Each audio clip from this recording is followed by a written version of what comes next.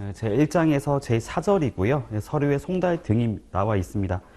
조로 말씀드리면 11조랑 12조로 구성이 되어 있고, 제가 서류의 송달에 대해서 한번 크게 정리를 해보도록 하겠습니다.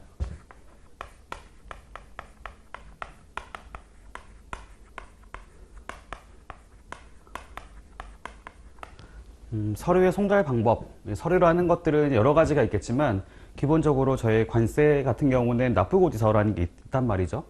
세관에서 납부할 세금을 정해서 납세자에게 고지하는 형태들이 많이 있다고 보시면 되겠고, 요거는 크게 두 가지로 얘기해 볼 수가 있겠습니다. 원칙적인 방법하고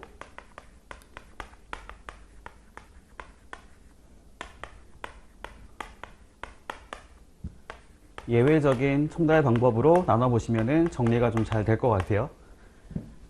원칙적인 송달 방법은 여러 가지가 나오는 게 있는데, 첫 번째가 뭐냐면 바로 직접 발급이라고 하는 것이 있습니다. 직접 발급은 저희 언제로 이해하시면 되는 거냐면, 저희가 그런 거 있잖아요. 저희가 뭐 주민등록 등본이라든지 초본 이런 거 떼러 갈 때 주민센터에 갈 때가 있잖아요. 현장에 직접 가서 방문해서 발급받는 거 있죠. 그걸 말한다고 이해하시면 돼요. 지금은 잘 안 가지만 옛날에는 세관에 직접 가서 업무를 처리하는 게 많았다고 보시면 되겠습니다. 그래서 직접 발급을 하는 경우도 있고, 두 번째로는 인편 송달을 통해서 하는 방법도 있습니다. 사람을 통해서 전달받는 형태라고 이해하시면 되겠고, 쉽게 한번 생각해 보면 저희 그런 거 있죠. 저희가 카드를 한번 만들어 보시면 카드 만들었을 때 카드만 딱 두고 가는 경우는 없어요. 직접 사람이 와서 이렇게 확인하고 신분 확인하고 서명까지 받은 다음에 카드를 전달해 주죠. 그런 형태를 사람을 통해서 송달하는 방법이라고 생각하시면 되겠고, 세 번째로는 이거 많이 하잖아요. 우편 송달 형태로 하는 것이 가장 일반적일 겁니다. 우편으로 보내고, 우편이라 그러면 등기 우편이 되는 거겠죠. 이렇게 우편 송달하는 방법도 있을 거고, 네 번째로는 전자 송달이라고 하는 것도 있어요. 요거를 참고하기 위해서는 저희 반드시 한번 찾아보시죠.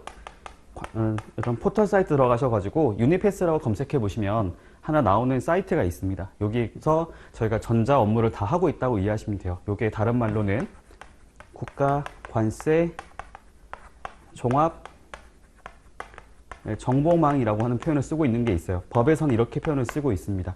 국가 관세 종합 정보망, 이렇게 말을 쓰는데, 요게 유니패스라는 사이트 한번 들어가 보시면 여기 사이트 통해서 업무하고 있구나 라고 바로 이해할 수가 있어요.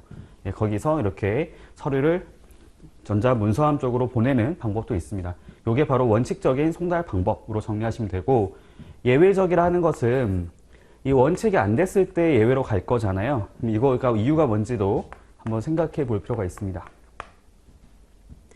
예외적인 송달 방법은 공시 송달이라고 하는 것이 있어요. 공개적으로 알린다 라고 이해하시면 되겠습니다. 사실 이렇게 하는 것들이 원칙이기 때문에 이 중에 어느 하나의 방법을 통해서 서류를 송달하는 것이 가능하면 그걸 하겠죠. 근데 이렇게 하는 이유가 뭐냐면, 이 방법으로 하는 것이 불가능하기 때문에 예외적으로 공시적으로 송달하는 방법을 한다고 보시면 되겠습니다. 그리고 이 이유라는 것들을 다르게 말했으면 공시 송달 사유라고 부를 수가 있거든요. 공시 송달을 하는 이유가 뭡니까? 라고 얘기해 봤을 때 이것도 한번 구분해서 얘기해 볼 수가 있을 것 같아요. 가장 기본적인 방법이 뭐냐면, 내용이 뭐냐면 요거거든요. 원칙적인 송달 방법으로 송달이 할 수 없기 때문에, 송달이 불가능하기 때문에 공시 송달 방법으로 한다라고 이해를 하시면 되겠고요. 요게 안 된다고 하는 이유들은 요게 대표적이라고 보시면 돼요. 부재중이라고 하는 거죠. 요걸 받을 사람이 없기 때문에, 주소, 거소라든지 이런 게 분명하지 않고 거기 갔을 때 거기 없었기 때문에, 전달이 불가능했기 때문에 공시 송달 방법으로 송달을 한다고 보시면 되겠습니다. 요거를 크게 두 가지로 얘기를 해볼게요. 그걸 받을 사람이 국외에 거주, 해외에 있는 경우하고 국내에 있는 경우로 나눠볼 수 있겠습니다. 국에 있기 때문에 송달이 불가능했다 라고 얘기를 할 수가 있는 거죠. 우리나라에 거주하지 않고 있다 라고 한다면 그건 당연히 송달이 불가능하게 될 겁니다. 보통 그런 건 있겠네요. 보통 이 국외로 갔다는 것은 좀 그러니까 피난을 가는 형태로 갈 수 있잖아요. 그렇죠. 내가 지금 체납을 한 게 있었는데 이런 어떤 공식적인 서류 받기 전에 이렇게 흔히 말하는 날랐다는 거죠. 이런 경우에는 국외에 있기 때문에 송달할 수 있는 방법이 없다라고 보시면 되겠고, 그다음 국내에 있는 경우는 크게 두 가지로 얘기를 해볼 수가 있겠습니다. 납세자가 있는 소재지, 납세자 소재지라고 하는 것을 저희가 주소 또는 거소라고 말했습니다. 주소로 하는 것은 말 그대로 거주하는, 그러니까 지금 거주가 그거잖아요. 주소로 하는 것은 주로 있는 장소가 되겠고, 거소는 이제 움직이는, 주로 활동하는 장소가 된다고 볼 수 있겠는데, 주소, 거소가 분명하지 않다라고 하는 형태로 갈 수가 있겠고요. 두 번째로는 주소, 거소는 분명해요. 어디 있는지는 알겠어요. 어디 사는지는 알겠는데, 근데 그게 부재중이었다고 말을 한다는 것이거든요. 이게 나눌 수 있겠죠? 주소, 거소가 분명하지 않아서 송달을 할 수 없었다라고 할 수 있겠고, 주소, 거소는 분명하긴 하지만 근데 거기에 없었다는 거죠. 부재중이었다고 하는 것인데, 요거는 그 방법에 따라서 두 가지로 말하는 것이 있습니다. 첫 번째로는 등기 우편으로 송달을 했었는데, 그때 그 받은 사람이 부재중인 것이 확인이 됐다라는 것이고, 두 번째로는 등기 우편이 아니라 직접 방문을 했다는 거예요. 찾아간 거죠. 세관 공무원이 직접 그 납세자와 하는, 그러니까 서류 받을 사람의 주소, 거소로 가서 이렇게 방문을 했는데, 방문했는데 불구하고 여전히 부재중이라는 것을 확인했다라는 겁니다. 근데 이 방문하는 경우에는 추가적으로 요구하는 것이 있어요. 요게 횟수를 얘기하는 게 있고, 그다음에 횟수별로 그 안에 시기를 말하는 것이 있습니다.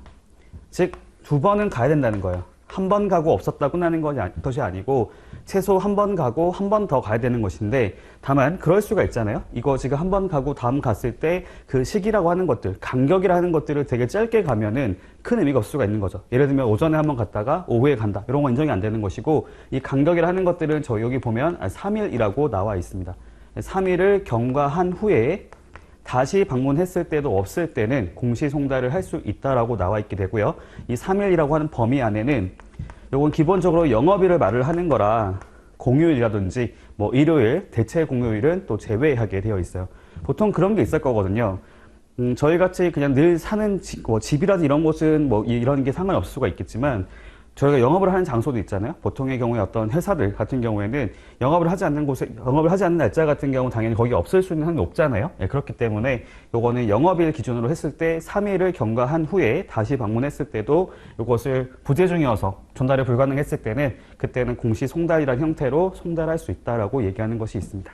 여기까지 정리 이해 가죠? 그리고 공시 송달하게 됐을 때 그 방법이라고 하는 것들도 별도로 나와 있는 것이 있어요. 이 방법이라고 하는 것은 크게 두 가지를 말하는 게 있거든요. 개시하는 방법하고 게재하는 방법으로 할 수 있다고 나와 있습니다. 개시와 게재 차이가 뭐냐면, 개시는 그냥 어떤 특정한 장소에 그렇게 뭐라고 할까요? 올리는 것들. 그러니까 공개적으로 뭔가를 이렇게 올리는 걸 말을 하는 것이고, 이 게재라고 하는 것은 저희 신문이라든지 어떤 그런 잡지 같은 데 있잖아요. 예, 그런 곳에다가 어떤 내용을 올리는 것을 제가 게재한다라고 말을 쓰게 됩니다. 그래서 이 게시라고 하는 것은 기본적으로 이 신문 잡지가 아니구나라고 이해하시면 되겠어요. 어떤 특정한 어떤 장소에 공개적으로 내용을 알린다라고 보시면 되겠고, 게재한다는 것은 기본적으로 신문이나 잡지를 말하는 것이기 때문에 이런 곳에다가 내용을 알리는 걸 말하는구나라고 이해하시면 되겠습니다. 이 게시하는 방법엔 또 세 가지가 있거든요. 첫 번째로는 아까 말씀드렸던 국가관세 종합정보망이라고 하는 곳에다가 올릴 수 있습니다. 아까 얘기했던 요거 있잖아요. 유니패스라는 사이트에다가 그렇게 게시하는 방법으로 할 수 있는 게 하나가 있고, 두 번째로는 관세 행정을 담당하는 관세청이나 세관의 홈페이지, 게시판, 그 밖에 적당한 장소라고 하는 곳에다가 게시할 수 있다고 하는 것이 있고, 세 번째 같은 경우에는 이제 그거죠.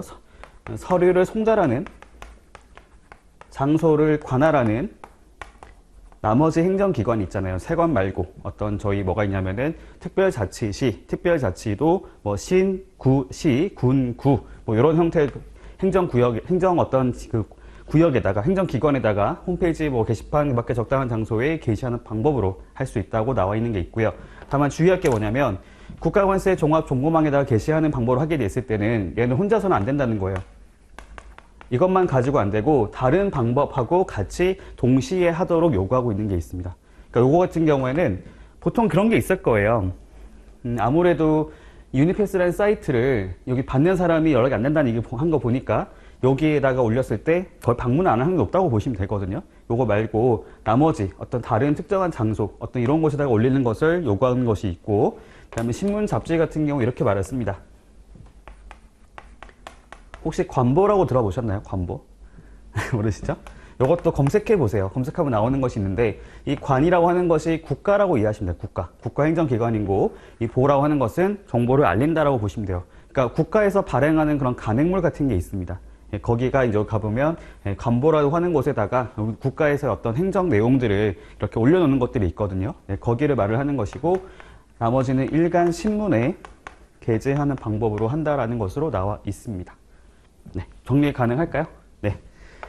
그리고 하나 더 정리할 게 있는데, 여기 나와 있는 거 있잖아요. 뭐 직접 발급한다, 인편, 우편, 전자 이 방법들은 기본적으로 이 효력이 언제 발생하는 거냐면은 도달주의라는 형태로 인정이 가게 돼요. 효력 발생 시기는 상대방에게 도달했을 때 효력이 발생한다라는 겁니다.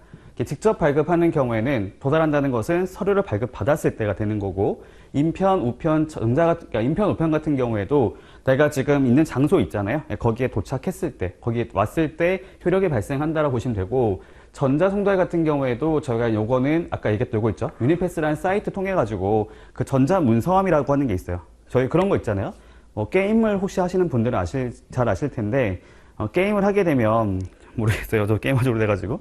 홈페이지에 들어갔을 때 내가 접속했던 나의 어떤 아이디의 어떤 뭐라고 할까요?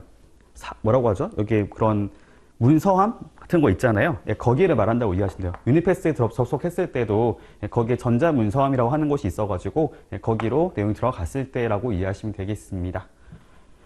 그리고, 네. 이렇게 볼 수 있는데, 다만 이게 좀 애매하다는 거예요. 공시송달은 사실 받는 사람이 없는 거잖아요. 공시했다고 해서 바로 도달한 걸로 볼 거냐? 그렇지는 않을 수가 있거든요.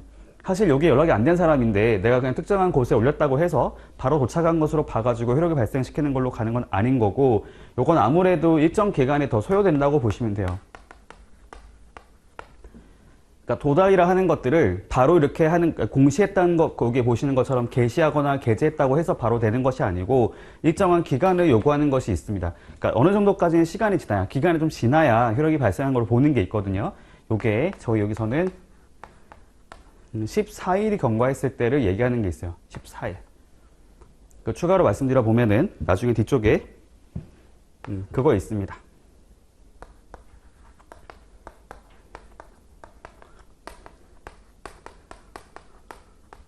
미리 말씀드리는데요. 보세구역 반입 명령이라고 하는 것이 있어요.